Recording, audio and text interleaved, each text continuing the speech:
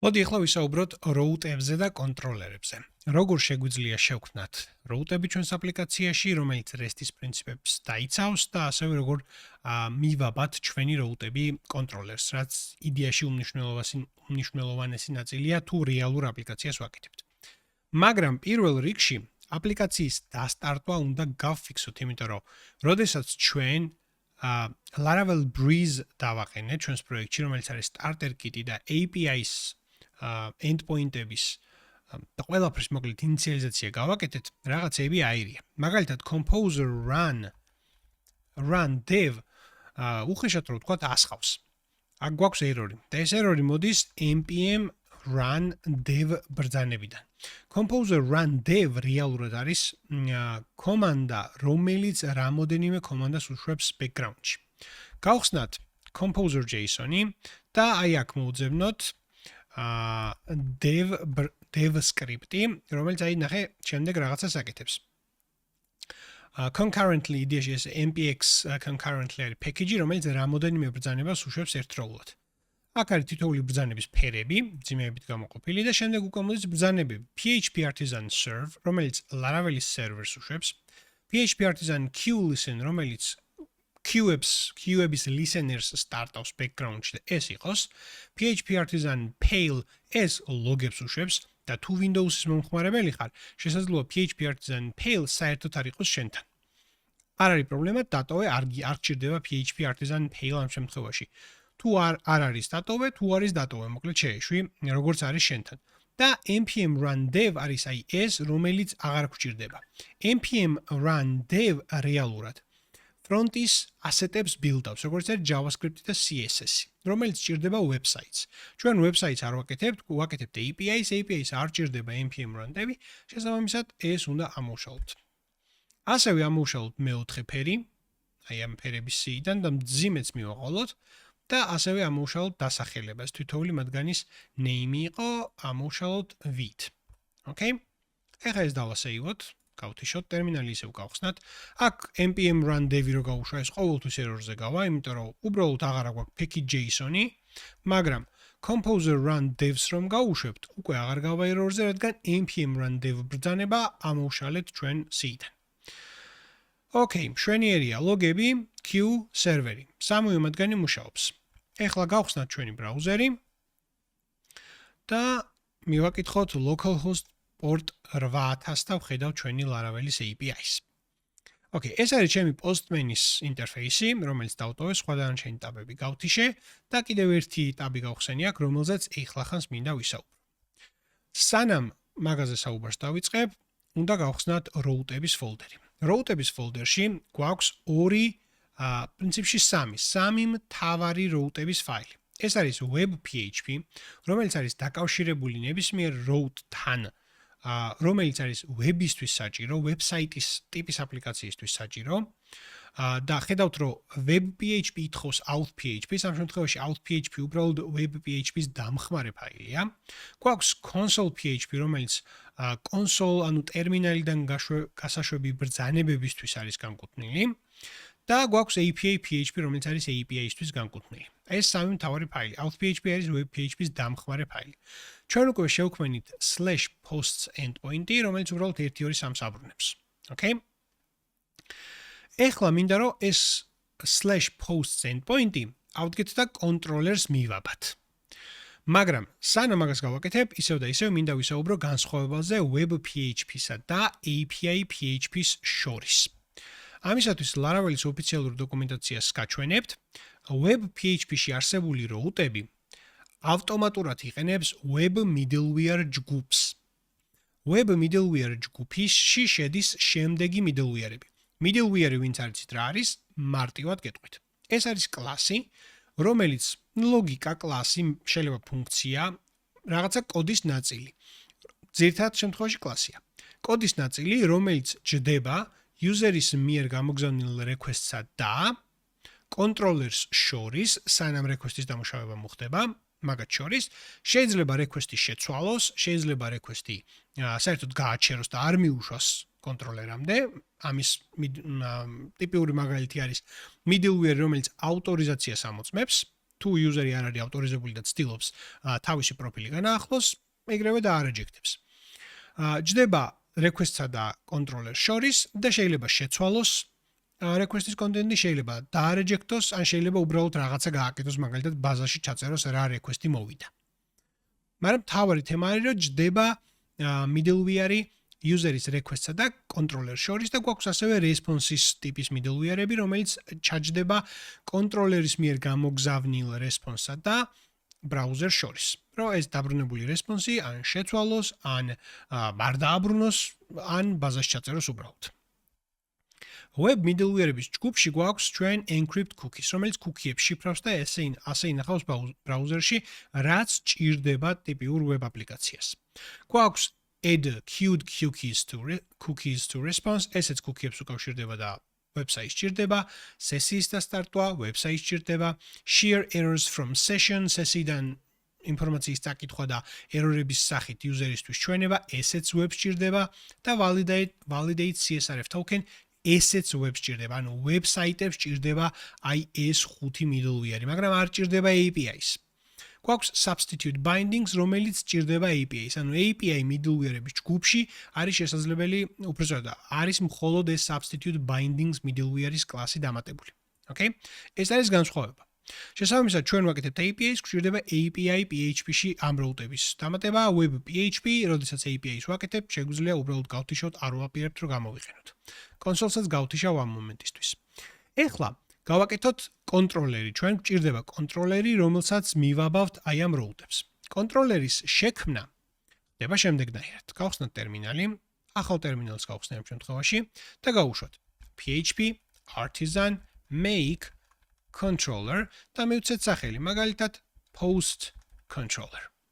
დავუწევით enters, ხედავთ რომ post controller კლასი შეიქმნა app HTTP controllers folder-ში. გავხსნათ. ცარიელი კლასია, არაფერი არ არის შექმნით, მაგრამ შეგვიძლია ჩვენ განსაზღვროთ მეთოდები. Public function index-ი პირველ ეტაპზე და მეორე გავაკეთოთ public function store. Index-იდან დავაბრუნოთ. უბრალოდ დავაბრუნოთ მოდი ტექსტი, ან ესე 1 2 3, მაგალითად, გადავიტანოთ ინდექსში 1 2 3. ჩავთვალოთ რომ რაღაც სიმულაციას ვაკეთებთ, ვითომ პოსტებს ვაბრუნებთ აი აქედან. და story-დან უბრალოდ დავაბრუნოთ მოდი ტექსტი post created successfully. აი ესეთი ტექსტი დავაბრუნოთ. ეხლა გადავიდეთ API PHP-ში, ეს ფუნქცია წავშალოთ და როდესაც get request იკეთება /posts endpoint-ზე, მაგ მომენტისთვის უნდა დაპროცესდეს და გამოძახებული იქნას post controller-ის აქ კლასი მივუთითოთ post controller-ის index მეთოდი. post controller-ი უნდა იყოს შემოტანილი აი ამ ადგილას. ეხლა ეს ხაზი დავადუბლიროთ და get-ის ნაცვლად გამოვიყენოთ post-ი. როდესაც post request-ი გაკეთდება /posts endpoint-ზე, მაშინ გამოვიძახოთ post controller-ის store მეთოდი. დავასაივოთ ორივე, ეხლა გავხსნათ postman-ი და გავაკეთოთ ახალი request-ი. სხვადასხვა postman-ს აქვს request-ების დასეივების საშუალება აი აქ. და შეგვიძლია collection-ი გავაკეთოთ, კოლექცია და იქ ჩვენი request-ები გავუშვათ. მოდი ამ ეტაპზე არ გვინდა მარტივად გაჩვენებთ და მე მომავალში შეიძლება დავასაივოთ. ჩვენ request-ს ვაკეთებთ ჩვენი აპლიკაციის URL-ზე. ჩვენი აპლიკაციის URL-ი არის აი ეს localhost port-ი 8000. Okay? შემდეგ API/posts. ბრაუზერშიც რომ მივაკითხოთ API/posts, ვიღებთ 1 2 3, რომელიც მოდის კონტროლერიდან. ამჯერად მოდი ვცადოთ postman-დან, ოღონდ put request-ი არა, get request-ს ვაკეთებთ. რა დატას გავატანთ, მაგას მნიშვნელობა არ აქვს, შეგვიძლია none-ზე გადავართოთ ამ შემთხვევაში. რა დატა დაგვიბრუნდება, ეგ არის საინტერესო. ვაწვევით send და აი ეს არის error-ი პრინციპში, რომელიც მოითხოვს, რომ ჩვენ დესკტოპის ვერსია გქონდეს Postman-ის, რადგან ჩვენ ლოკალურ API-ს ვტესტავთ. When testing an API locally, you need to use Postman desktop agent. You currently have a different agent selected which cannot send requests to localhost. გასაგები მიზეზია download Postman apps დააწექით და გადმოწერეთ Postman-ის აპლიკაცია თქვენი ოპერაციული სისტემისთვის. ეხლა დავაპაუზებ, გადმოვწერ და მე გავაგზავნოთ. Okay, გადმოვწერე Postman-ის აპლიკაცია, გავიარე აპლიკაციაში ავტორიზაციის გავლაც საჭიროა და შემდეგ უკვე გავაკეთოთ request-ი. მოდი localhost პორტი 8000 API posts ეს ამოვირჩიოთ და გავაგზავნოთ get request-ი. ეხლა ნახოთ ჩვენი response. ჩვენი response არის 1 2 3, ზუსტად ის, რასაც ველოდებოდით. მოდი ეხლა post request-ი გავაგზავნოთ API post endpoint-ზე. ვაწვევით sends და პასუხი არის post created successfully. ნუ პირველ რიგში ხედავთ, რომ status code 201 არ დაბრუნდა და თავისით არ დაბრუნება, ჩვენ თუ არ დავაბრუნეთ, ანუ ჩვენ უნდა დავიცვათ ეს სტანდარტები, მაგრამ უკვე გაჩვენეთ მაგალითი როგორ შეგიძლიათ Laravel-ის API-ში შექმნათ თქვენი როგორც get API endpoint-ი, ასევე post API endpoint-ი. ასევე გეტყვით, რომ გარდა get-ის და post-ისა, აქ გვაქვს სხვადასხვა მეთოდები, შეგვიძლია put requests მოусმინოთ შემდეგნაირად, შეგვიძლია ეს საერთოდ გავადუბლიროთ და აი აქ დავწეროთ, რომ put requests მოусმინოთ, რა შემთხვევაშიც, კონკრეტული ერთი აი აქ უნდა გამოვიყენოთ post-ის ID-ის იდენტიფიკატორი. ეს ძალიან მარტივად რომ გითხრათ, უსმენს ყველა URL-ს, რომელიც იქნება /post/რაღაც. ეს რაღაც, ანუ ამ შემთხვევაში ნებისმიერ რაღაც შეიძლება იყოს, მაგრამ რეალურად უნდა იყოს რიცხვი. ამისთვის URL-ის პარამეტრების ვალიდაციაც შეგიძლიათ გააკეთოთ. მოკლედ ძალიან სიღრმეებში მე არ მინდა წავიდე route-ების ვალიდაცია როგორ შეგვიძლია გავაკეთოთ და არ დაუშვათ ნებისმიერი სიმბოლო გარდა დიჯიტებისა, ანუ რიცხვებისა. აი ეს ყველაფერი შესაძლებელია Laravel-ში, შეგიძლიათ ოფიციალურ დოკუმენტაციაში ჩახედოთ. აი ამ ყველაფერზე რომ საუბარი დავიწყო, უბრალოდ იმდენ დიდი ვიდეო გამოვა, რომ API-ის ფოკუსი დაიკარგება. თუ გაინტერესებთ ეს ყველაფერი, ქართულად არ მაქვს, ამ ეტაპზე როცა ამ ვიდეოს ვწერ, შეიძლება მქონდეს მომავალში, მაგრამ ჩემი ინგლისურ ენაზე რა არხიც მაქვს, შეგიძლიათ იმ არხზე გადახვიდეთ და იქ ნახავთ რაღაცა Laravel-ის სრული კურსი მაქვს დამწყებთათვის პირველი 11 საათი დევს YouTube-ზე უფასოდ და სრული კურსი თუ გაინტერესებთ თავისი source code-ით და დამთავრებული პროექტით და support-ით და რაღაცეებით შეგიძლიათ უკვე ჩემს საიტზე ნახოთ ეს ყველაფერი thecodeholic.com. მაგრამ დოკუმენტაციაში არის ყველაფერი, შეგიძლიათ route-ებთან დაკავშირებით დოკუმენტაციაში შეიხედოთ და იპოვეთ იქ ყველაფერს. აი, შემდეგნაირად უსმენთ, ეხლა ჩვენ put requests, აი გადავიდეთ და კიდევ ერთი მეთოდი დავამატოთ. Public function, ეს იყოს მოდი update, სადაც კონკრეტული ID უნდა მივიღოთ, ეს იქნება string-ი ID და აი აქედან შეგვიძლია დავაბრუნოთ updated successfully. Okay? ისევ და ისევ გავხსნათ Postman-ი. ეხლა აქ უკვე put request-ი უნდა გავაგზავნოთ ერთ კონკრეტულ post-ზე. აქ როგორც გითხარით, რასაც გინდათ, იმას მიუთითებთ ამ ეტაპზე, მაგალითად ერთიანი ჩავწეროთ, sends დავაწვეთ. მივიღეთ error-ი not found. Okay, რატო? სავარაუდოდ ეს ფაილი არ დაგვისეივებია. აი აქ თეთრი წრე ნიშნავს, რომ არ დაგვისეივებია. დავასეივოთ ფაილი, გადავიდეთ, დავაწვეთ sends და ამუშავდა ოღონდ post created successfully რატო? იმიტომ რომ აი აქ არ შეგვიძლია მეთოდი ეს უნდა იყოს update. ანუ put request-ის შემთხვევაში აი ამ URL-ზე update მეთოდი უნდა გამოვიძახოთ. ისევ და ისევ ფაილი დავასეივოთ control-S-ით, გადმოვიდეთ, დავაწვეთ sends და ეხლა ვხედავთ updated successfully.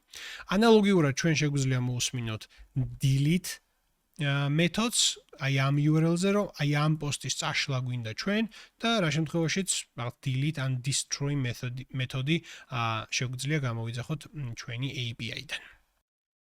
მოდი ახლა ვნახოთ როგორ შეგვიძლია შევქმნათ post controller-ი, ისე რომ ყველა საჭირო მეთოდი უკვე გამზადებული ქონდეს API-ისთვის. ამისთვის post controller-ი უნდა წავშალო. არსებული კონტროლერი რაც მე შევქმენი, ამას ვშლი API PHP-ში ეს მაინც გამოიყენება და ამ მომენტისთვის API არ ემუშავებს, რადგან არარსებული კონტროლერი გამოიყენება. გავხსნათ ახლა ტერმინალი და გავუშვათ შემდეგი ბრძანება. PHP artisan make controller post controller. ოღონდ აი აქ უნდა მივუთითოთ -API flag-ი. -API flag-ი დააგენერირებს კონტროლერს ყველა საჭირო მეთოდით, რომელიც არის API-ისთვის საჭირო. გავხსნათ post controller-ი და შევიხედოთ ახლა რა ხდება შეგნით. გვაქვს index მეთოდი, გვაქვს store მეთოდი, რომელიც შექმნისთვის არის საჭირო, გვაქვს show მეთოდი, რომელიც ერთი კონკრეტული ჩანაწერის დაბრუნებისთვის არის საჭირო, გვაქვს update მეთოდი და გვაქვს destroy მეთოდი, რომელიც წაშლისთვის არის განკუთვნილი. ჩვენ შეგვიძლია ავიღოთ აი ეს მეთოდები და API PHP-ში შესაბამის route-ებს შევუსაბამოთ და მივიღებთ 5 endpoints სხვადასხვა მეთოდებით, რომელზეც request-ები შეგვიძლია გავაკეთოთ. მაგრამ Laravel-ს აი ამ ყველაფრის მოკლე ვერსია აქვს. route API resource მეთოდი შეგვიძლია გამოვიძახოთ. აი აქ უნდა გადავცეთ resources დასახელება და resources დასახელება ყოველთვის მრავლობითში უნდა იყოს posts და შემდეგ უნდა გადავცეთ controller-ი. post controller-ი ჩვენს შემთხვევაში. Laravel-ი უკვე თვითონ იპოვის post controller-ში შიგნით არსებულ მეთოდებს index, store, show, update და destroy ეს სახელები უნდა ერქვას მეთოდებს. ამას თვითონ იპოვის Laravel-ი და თვითონ შეუსაბამებს შესაბამის endpoint-ებს. ძალიან საინტერესო кейსია. ეხლა გადავიდეთ ჩვენ post controller-ში და უბრალოდ რომ დავრწმუნდეთ რომ ეს ყველაფერი მუშაობს, index-იდან დავაბრუნოთ index მეთოდი, index text-ი უბრალოდ. და გვეცოდინება რომ სხვებიც შესაბამისად მუშაობს. გავხსნათ postman-ი და გავაგზავნოთ get request-ი /API/post endpoint-ზე, ვაწვევით sends და ვხედავთ index. ეს არის ის ინდექსი, რაც ჩვენ დავაბრუნეთ აქედან. ეხლა მე მინდა გავხსნა ტერმინალი და გაჩვენოთ ყველა route, რომელიც არის რეგისტრირებული ამ წამისთვის. PHP artisan route list. აი შეხედეთ API posts get მეთოდს უსმენს API posts, რომლის name-იც არის ასევე post index-ი, name-ებზე არ გვისაუბრია, მაგრამ name-ი ძალიან საჭირო რამე არის, როდესაც route-ებს ვაგენერირებთ და ნებისმიერ routes შეგიძლიათ name-ი მიცეთ შემდეგნაირად. ჩავთვალოთ, რომ აი ამ routes გვინდა მივცეთ name-ი. route-ის ბოლოში, განსაზღვრების ბოლოში გამოვიძახებთ მეთოდს name-ი და ნუ ამას დავარქვათ მაგალითად home-ი. post-ის შემთხვევაში ხედავთ, რომ ქვია posts.index, posts.store, posts.show და ასე შემდეგ. ეს არის convention-ი ქართულად შეთანხმება, როგორ უნდა დავარქვათ ჩვენს route-ებს სახელი. Okay, გვაქვს API user, რომელსაც name-ი არ აქვს, როგორც ხედავთ, ამ მომენტისთვის. მაგრამ აი ახლა ჩვენ მივეცით home name-ი, დავასეივოთ და თავიდან გავუშვათ route list-ი და ვნახავთ, რომ API users name-ი აქვს home-ი. ხედავთ ხო? Okay, მშვენიერი. აი ამ ერთი ხაზით ჩვენ მოვახერხეთ 5 route-ის რეგისტრაცია ჩვენს აპლიკაციაში. რომელიც საჭირო არის REST-ის შემთხვევაში ყველა CRUD-ის ტიპის ოპერაციისთვის. CRUD-ი არის create-ი, შექმნა, read-ი, წაკითხვა, update-ი, განახლება და delete-ი წაშლა. მოდი ბარემ ვისაუბროთ ასევე ვერსიებზეც, რომელიც არანაკლებ მნიშვნელოვანი საკითხია. რაღაცა შესავალში ჩვენი ვერსიები ვახსენეთ, ძალიან მნიშვნელოვანი არის, როდესაც ვაკეთებთ API-ის ვერსიების თემა დავიცვათ, თუ არ ვაკეთებთ რაღაც ძალიან მარტივს, რომელსაც არ ჭირდება, მაგრამ მე მინდა გაჩვენოთ თქვენ ვერსიებიც, როგორ შეგიძლიათ როგორ შექმნათ API endpoint-ები, რომელსაც ვერსიაც ურევია URL-ში. ამისთვის უნდა გავაკეთოთ ჩვენ ჯგუფი. route groups ვიძახებთ, გადავცეთ შიგნით v1, მაგალითად უფრო სწორად გრუპის სხვა რამისთვის არის. prefix-ი, გადავცემთ v1-ს, slash-ი შეგიძლია გქონდეს, შეგიძლია არა, არ არის დიდად მნიშვნელოვანი და შემდეგ უკვე გამოვიძახებთ groups. group-ში შიგნით გადავცემთ ფუნქციას და ნებისმიერ routes, რომელსაც დავარეგისტრირებთ ჩვენ აი ამ ფუნქციაში, იქნება v1 prefix-ით. მაგალითად, აი ეს შევიტანოთ შიგნით, ეს დავასეივოთ, ეხლა გავხსნათ ისევ ტერმინალი და გავუშვათ PHP artisan route list. ეხლა ნახეთ URL-ები როგორ შეიცვალა.